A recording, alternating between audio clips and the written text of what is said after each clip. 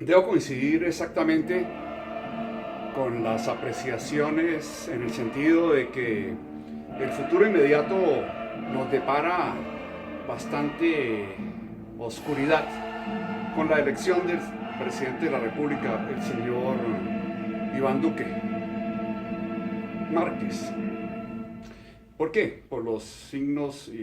y señales que nos ha transmitido desde el día de su triunfo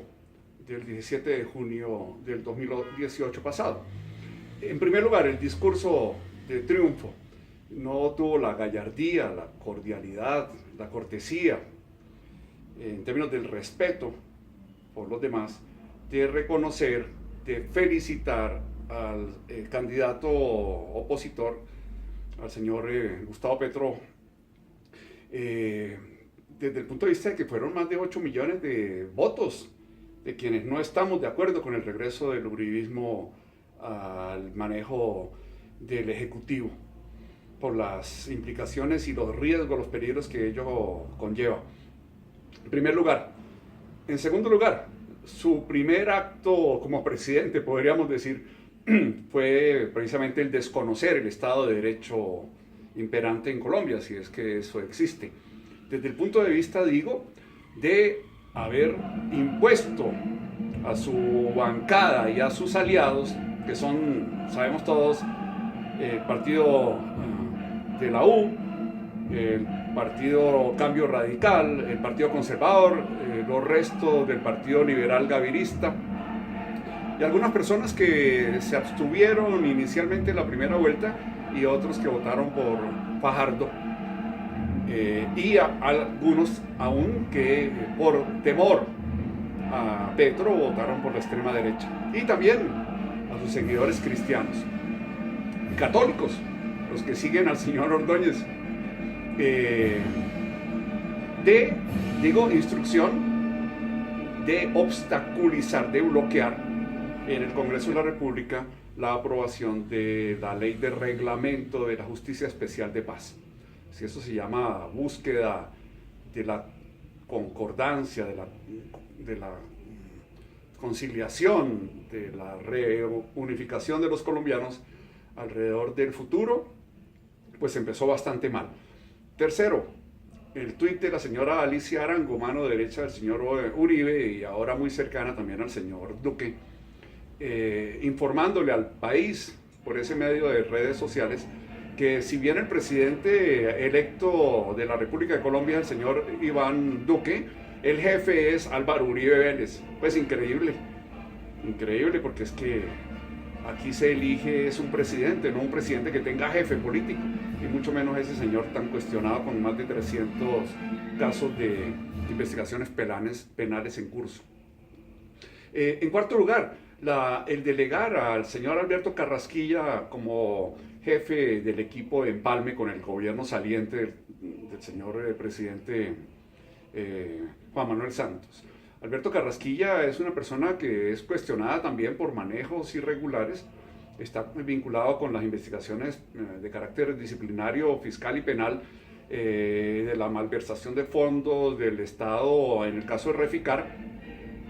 y otros casos, pero adicionalmente es una persona que trabaja para el gran capital. Recordemos su famosa frase de que el salario mínimo en Colombia es ridículamente alto, decía este funcionario cuando fue ministro de Hacienda del señor Uribe Vélez, cuando él, después de que salió del ministerio, en 2 días facturó por servicios, por solamente un concepto en relación con una EPS, si no recuerdo mal, o un fondo de pensión privado, que le costó 2 días de trabajo, la ridiculísima cifra es así, de 17 millones de pesos. Es un enemigo de la clase trabajadora, un enemigo de los empleados, de los trabajadores del pueblo colombiano. Ahora, por otro lado, pienso que el estar vinculado a todos los partidos corruptos de Colombia, todos los partidos enmermelados, como ellos decían, todos los partidos que han puesto los políticos y siguen poniéndolos en los últimos 200 años, que han manejado este país, que lo han destrozado y lo mantienen como se encuentra actualmente, pues nos da una muestra de que su fementida lucha contra la corrupción y sus buenas intenciones están atadas totalmente. Obedecerá los designios de su tutor, de su mentor, de su titiritero y también de la clase política que lo apoyó. Estoy totalmente de acuerdo con que personajes de la calaña de Ordóñez, Alejandro Ordóñez o de la señora Vivian Morales, pues van a influir fundamentalmente en términos ideológicos en las políticas, por ejemplo, de carácter educativo, en esa lucha que ellos han dado frontalmente contra las instituciones laicas colombianas, liberales, civiles, y van a intentar imponer sus posiciones de carácter retardatario, decimonónicas, medievales, contra las minorías, contra las mujeres, contra los homosexuales, contra los LGTBI, contra las mujeres jefes de hogar, entre otras minorías, para no hablar de los comunistas o de los socialistas, que para ellos deben ser el demonio. Entonces, yo considero que, por otro lado, todas sus promesas de que no hará trizas el acuerdo de paz, pues empezaron muy mal. Es evidente que no es cierto. Los sectores más radicales de extrema derecha de ese partido del centro democrático se la jugarán con todo